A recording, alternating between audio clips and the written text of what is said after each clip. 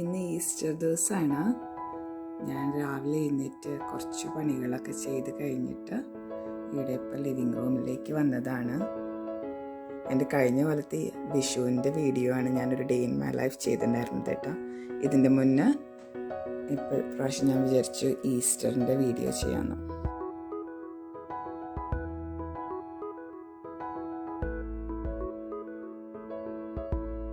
ഇത് ക്രിസ്മസിന് വാങ്ങിച്ച പോയിൻസെറ്റിയാണ്.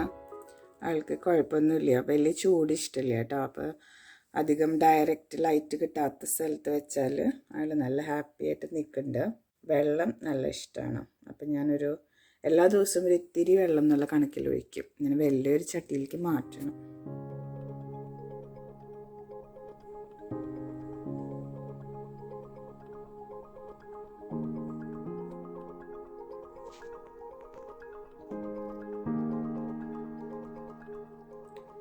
ഇതൊരു കുഞ്ഞ് ചെടിയായിട്ട് ഞാൻ വാങ്ങിച്ചതാണ് കേട്ടോ ഇത്.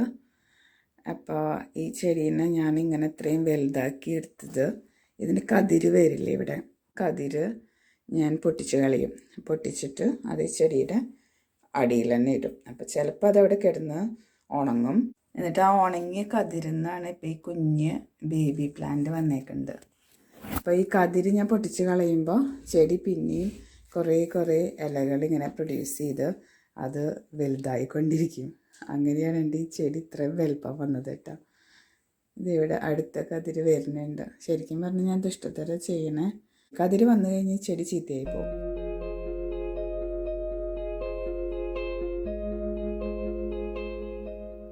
ഈ കാണാണ്ട് വെറുതെ ഒരു മരക്കമ്പല്ല കേട്ടോ, എൻ്റെ വേപ്പിലേൻ്റെ ചെടിയാണ്. എൻ്റെ ഇലയൊക്കെ കൊഴിഞ്ഞു പോയി. ഈ കോലത്തിലിപ്പോൾ അത് നിൽക്കണേ.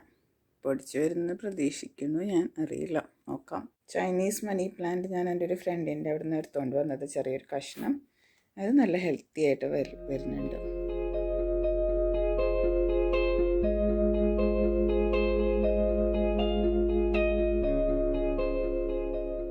പുസ്തകം വയ്ക്കാൻ വാങ്ങിച്ച ഷെൽഫാണ്. ഞാൻ അതിനെ മാറ്റി എൻ്റെ ചെടികൾ കൊണ്ട് വെച്ചിട്ടുണ്ട്.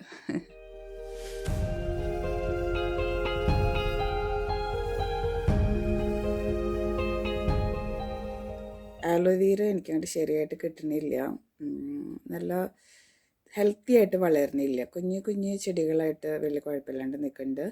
പക്ഷേ എന്തോ ഒരു കുഴപ്പമുണ്ട് അതിന്. ഞാൻ നോക്കുന്നത് ശരിയാവണില്ല. സാലീസ് കുഞ്ഞ് ആൾക്കാർ വരുന്നുണ്ട് അവിടുന്ന് ഇലകൾ. എൻ്റെ നിശാഗന്ധി ഇങ്ങനെ പടർന്ന് പന്തലിച്ച് കിടക്കുന്നുണ്ട്. ഇക്കൊല്ലെങ്കിലും ആളൊരു പൂവിടുമോ നമുക്ക് നോക്കാം. അപ്പം എൻ്റെ വലിയ നിശാഗന്ധി ഈ റൂമിൻ്റെ അറ്റത്തെ കോർണറിലാണ് നിൽക്കണേ കേട്ടോ. അപ്പോൾ അതിന് ഡയറക്റ്റായിട്ട് വെയിൽ കിട്ടില്ല. ഞാൻ അതുകൊണ്ടായിരിക്കും അത് പൂവിടാത്തേന്നുള്ള അസംഷനിൽ ഒരു കഷ്ണം എടുത്ത് ഈ വെയിൽ കിട്ടുന്ന ജനലേൻ്റെ അവിടെ കൊണ്ട് വെച്ചിട്ടുണ്ട്.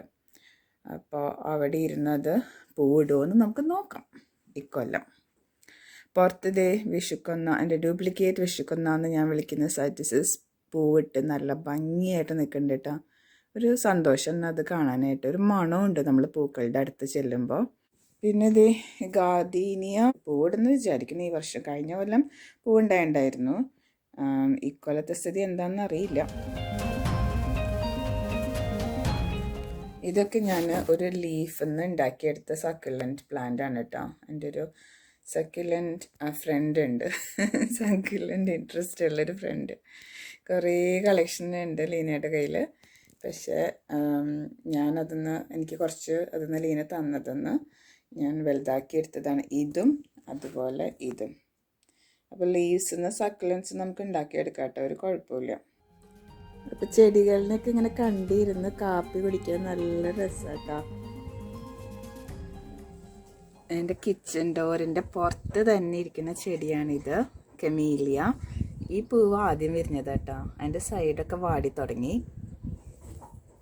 പക്ഷെ ഇവിടെ ദേ 2 പുതിയ ആൾക്കാർ വന്നിട്ടുണ്ട്. പെട്ടെന്ന് കണ്ട ഒരു റോസ് പോലെ തോന്നില്ല.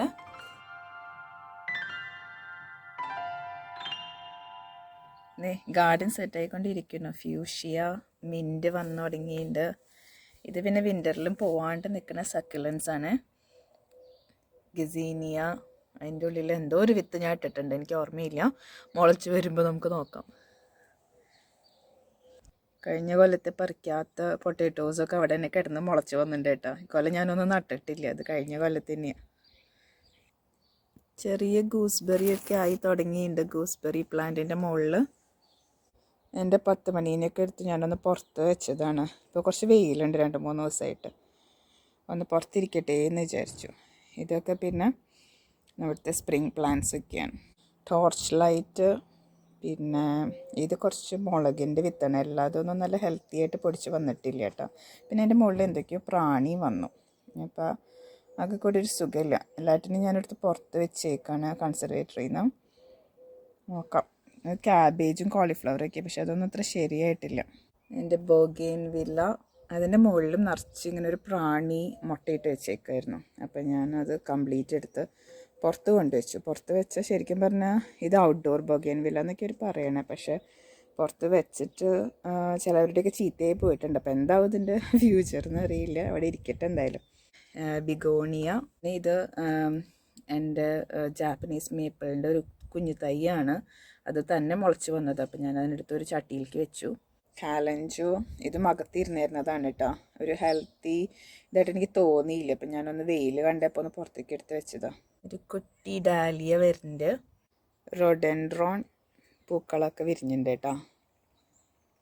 നല്ല രസമാണ്, കാരണം ഒരു ബഞ്ചിനകത്ത് തന്നെ ഇപ്പോൾ ഇതിനകത്ത് 5 പൂക്കളുണ്ട്. നല്ല ഭംഗിയത് കാണാനായിട്ട്. നമ്മുടെ ട്യൂലിപ്സ് ഇപ്പോൾ 2 ബൾബ് നിൽക്കണത് എൻ്റെ ബ്ലാക്ക്ബെറിയുടെ ചെടിച്ചട്ടിയുടെ ഉള്ളിലാണ്.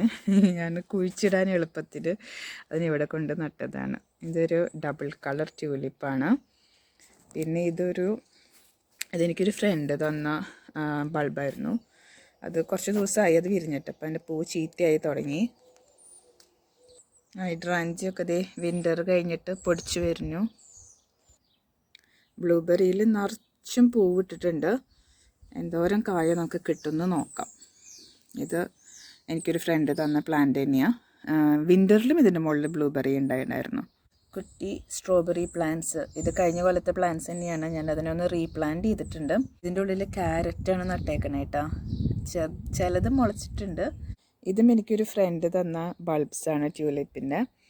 അപ്പോൾ ഇത് ഞാൻ കുറച്ച് ലേറ്റായി കുഴിച്ചിടാനായിട്ട്. അപ്പോൾ എൻ്റെ മടിക്ക് ഞാൻ എല്ലാം കൂടെ ഒരു സ്ഥലത്ത് ഇങ്ങനെ കൂട്ടായിട്ട് ഇങ്ങനെ നടുക ചെയ്തത്. പക്ഷെ പൂവുണ്ടായി വന്നപ്പോൾ നല്ല ഭംഗിയുണ്ട് കേട്ടോ കാണാനായിട്ട്. 2 കളറിലുള്ള പൂക്കളുണ്ട്. ഇതൊരു നല്ലൊരു പീച്ച് കളറ് പോലെയുള്ളൊരു പീച്ചോ ഓറഞ്ചോ അങ്ങനെയൊക്കെ ഒരു മിക്സ്ഡ് ആയിട്ടുള്ളൊരു കളറാണ്. ഇതൊരു നല്ല ഒരു ഹോട്ട് പിങ്ക് എന്നൊക്കെ പറയാനൊരു കളർ.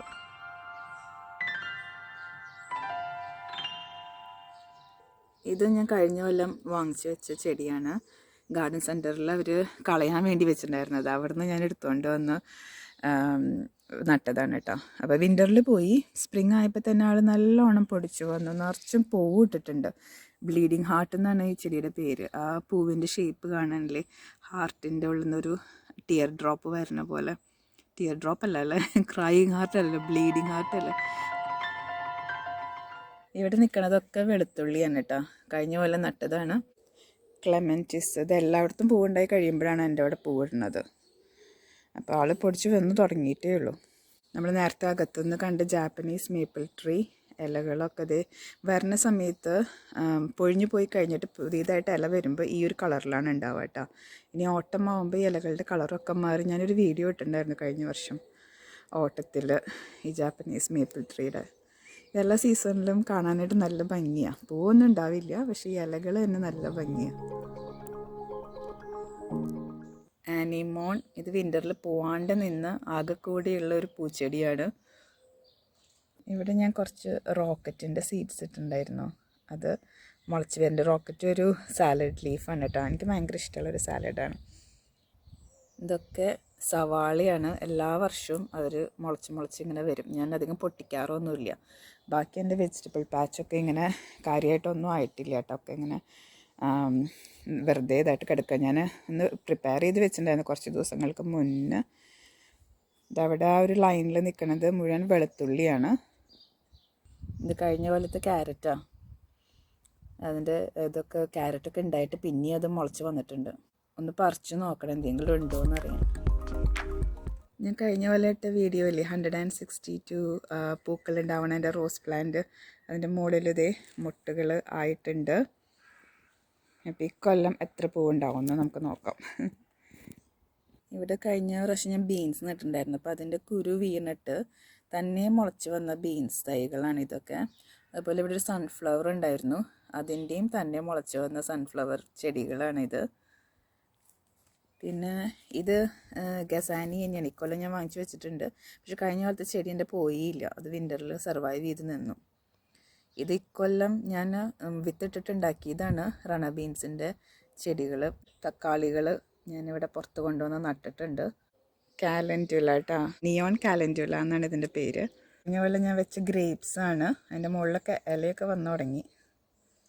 അപ്പോൾ പോയിട്ടില്ല ആളെന്തായാലും. ഇതേ നമ്മുടെ സൈറ്റസിസ് ഡ്യൂപ്ലിക്കേറ്റ് വിഷുക്കൊന്ന, നല്ലൊരു മണമാണ് കേട്ടോ ഇവിടെ.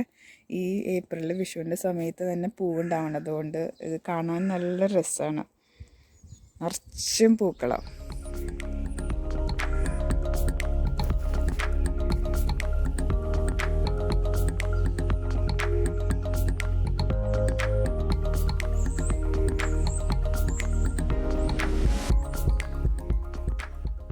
ഫ്രണ്ടിലത്തെ ഗാർഡനിൽ ഇതേ നമ്മുടെ ചെറി ബ്ലോസം ട്രീ നിറച്ചും പൂത്ത് നിൽക്കുന്നുണ്ട്.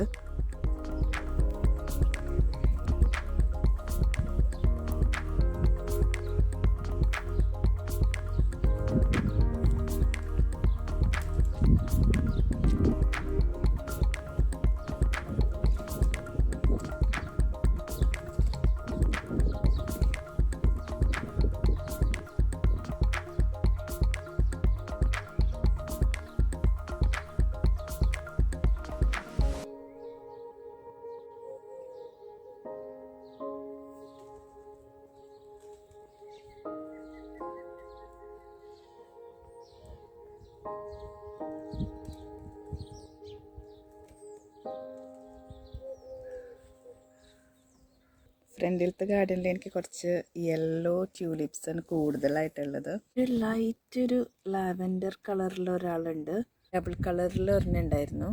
അത് കുറച്ച് ദിവസമായി വിരിഞ്ഞിട്ടോ. ഇവിടെ ഡാഫഡിൽസ് വിരിഞ്ഞത് കുറേ ദിവസങ്ങളായിട്ടാണ്, ആൾക്കാർ പോയിട്ടില്ല, എപ്പോഴും നിൽക്കേണ്ടത്. ഇവിടെ ഒരു പിങ്ക് പുതിയതായിട്ട് ഇന്നിപ്പോൾ ഞാൻ ആദ്യമായിട്ട് കാണുന്നത് വേറൊരു ടൈപ്പ് ഓഫ് ഡാഫഡിൽ. അപ്പം എൻ്റെ ഡാഫഡിലിൻ്റെ വീഡിയോയിൽ നിങ്ങൾ കണ്ടില്ല ഇവിടെ എത്ര ടൈപ്പ് ഡാഫഡിൽസ് ഉള്ളതെന്നുള്ളത്. കഴിഞ്ഞ കൊല്ലം ഞാൻ ഇട്ട പിയോണി റോസിൻ്റെ വീഡിയോ ഓർക്കണ്ട, അതിലിത് ബഡുകളായിട്ടുണ്ട് കേട്ടോ. അതിൻ്റെ പൂ വിരിയുമ്പോൾ ഞാൻ കാണിച്ചു തരാം. ഇംഗ്ലീഷ് ബ്രേക്ക്ഫാസ്റ്റിനുള്ള നമ്മുടെ ബേക്കൺ ഇത് ഇവിടെ റെഡി ആയിക്കൊണ്ടിരിക്കണം. സോസേജ് ഇത് അവനിൽ അമ്മ എനിക്ക് മഷ്റൂം ഒക്കെ കട്ട് ചെയ്ത് തന്നിട്ടുണ്ടല്ലേ അമ്മ. നെക്സ്റ്റ് നമ്മൾ മഷ്റൂമാണ് ചെയ്തെടുക്കണത്.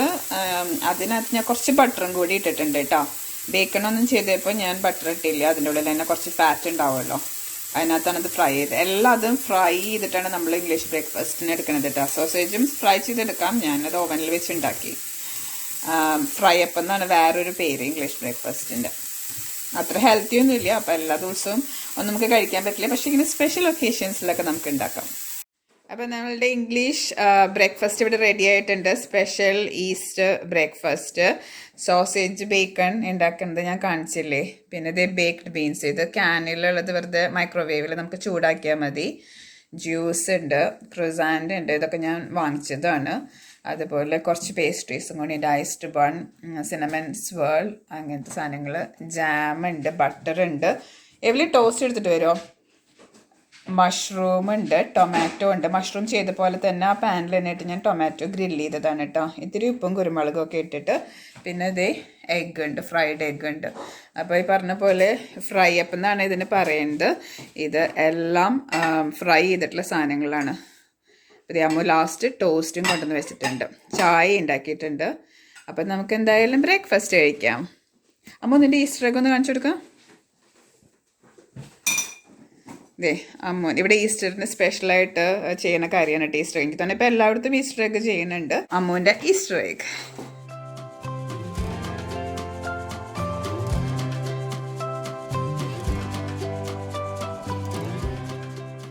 അപ്പം ഞങ്ങൾ ബ്രേക്ക്ഫാസ്റ്റൊക്കെ കഴിഞ്ഞ് ചർച്ചിൽ പോയിട്ട് തിരിച്ച് വരികയാണ് കേട്ടോ. ഈസ്റ്റർ എഗ് കിട്ടിയില്ലേ ചർച്ചിൽ നിന്ന് ഇവിടെ? പോൾ സ്റ്റോൾ യൂസ് എവിടെ പോൾ? ഇത് എവ്ലിൻ്റെ ആണ്. നിൻ്റെ എവിടെ?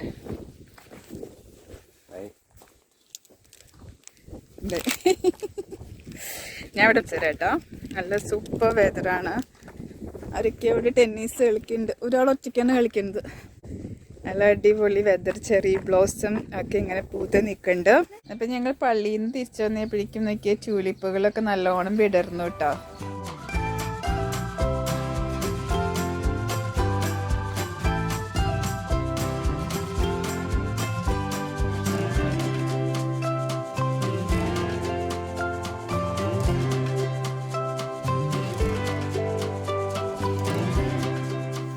അപ്പം ഞങ്ങൾ പള്ളിയൊക്കെ കഴിഞ്ഞ് വീട്ടിൽ പോയി ട്യൂലിപ്സിനെയൊക്കെ കണ്ട് കുറച്ച് ഫുഡ് കുക്ക് ചെയ്യാനായിട്ട് ഓവനിൽ വെച്ചിട്ട് ഒന്ന് നടക്കാൻ ഇറങ്ങിയതായിട്ടാ.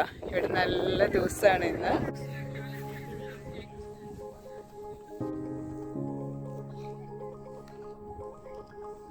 ആൾക്കാർ അവിടെ കനു ചെയ്യുന്നുണ്ട്.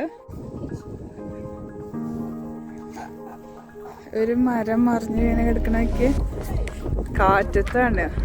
അത് ഒടിഞ്ഞ് തല കുത്തി വീണ് കിടക്കുക. എന്തൊരു വലിയ മരം അതങ്ങനെ വീണെങ്കിൽ. എൻ്റെ കട നോക്കിയ അവിടെ നീന്തി വരില്ല. ആൾക്കാർ നീന്തണമുണ്ട് കേട്ടോ. അവിടെ തണുപ്പുണ്ടാവും പക്ഷേ ഈ വെള്ളത്തിന് ഇപ്പോഴും.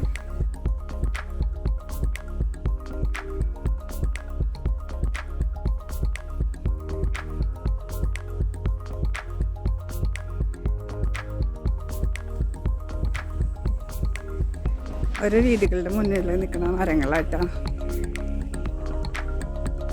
ഇതൊരു മഞ്ഞ മുല്ലപ്പൂവാന്ന് തോന്നുന്നുണ്ട്. കാരണം മുല്ലപ്പൂവിലെ പോലെയുള്ള മണമാണ്.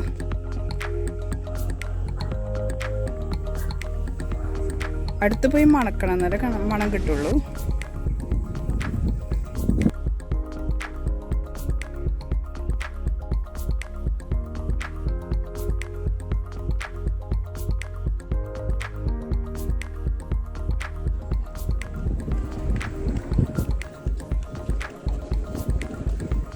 Mathematical bridge.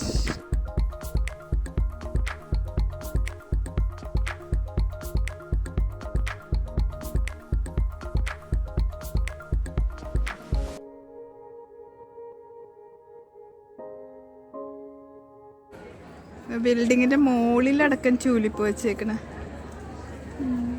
കണ്ടിട്ട് ആർട്ടിഫിഷ്യലാണെന്ന് തോന്നിട്ടെ, പക്ഷെ റിയൽ സംഭവമാണ്. ഒരു പബ്ബാണ് ഇത്.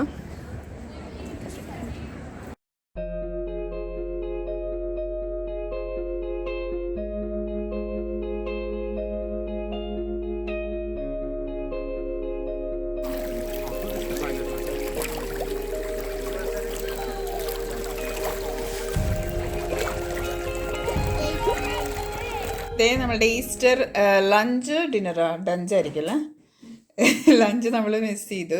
കാരണം വിശക്കുണ്ടായിരുന്നില്ല. ബ്രേക്ക്ഫാസ്റ്റ് കഴിച്ച് ഹെവി ബ്രേക്ക്ഫാസ്റ്റ് ആയിരുന്നല്ലോ. അത് കഴിഞ്ഞ് ഞങ്ങൾ പുറത്ത് പോയി. അപ്പോൾ ഇതിവിടെ റെഡി ആയിട്ടുണ്ട്. ലാമ്പാണ്, വെജിറ്റബിൾസ്, പീസ്, ബ്രോഡ് ബീൻസ്, പിന്നെ ലെറ്റസ്, ഷാലറ്റ്സ് ഒക്കെ ഇട്ടിട്ട് ലാമ്പ് റോസ്റ്റ് ചെയ്തു. 3 മണിക്കൂർ എടുത്ത് സ്ലോ റോസ്റ്റ് ചെയ്തതാണ് കേട്ടോ. പിന്നെ ഇതേ അവിടെ ക്യാരറ്റ്സ് ഉണ്ട്, മസ്റ്റേർഡിലിട്ടിട്ട് ബട്ടറൊക്കെ ഇട്ടിട്ട് റോസ്റ്റ് ചെയ്തിട്ടുള്ള കോഷിറ്റ് ഉണ്ട്, പിന്നെ റോസ്റ്റ് പൊട്ടേറ്റോസ്. അപ്പോൾ ഇതേ നമ്മളുടെ ഈസ്റ്റർ ലഞ്ച് അങ്ങനെ റെഡിയായി. ഒരു 3 മണിക്കൂർ നടന്നിട്ടാണ് ഞങ്ങൾ വന്നത്. 3 മണിക്കൂറില്ല, 2 മണിക്കൂർ നടന്നു. കുറച്ച് നേരം അങ്ങോട്ട് പോകാനും വരാനും.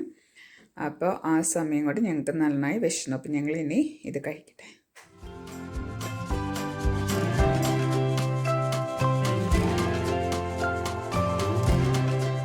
അപ്പോൾ ഞങ്ങളുടെ മെയിൻ കോഴ്സൊക്കെ കഴിച്ച് കഴിഞ്ഞു. ഇനി ഡെസേർട്ട് കഴിച്ച് ഞങ്ങൾ തുടങ്ങി. വീഡിയോ എടുക്കുന്ന കാര്യം മറന്നുപോയി.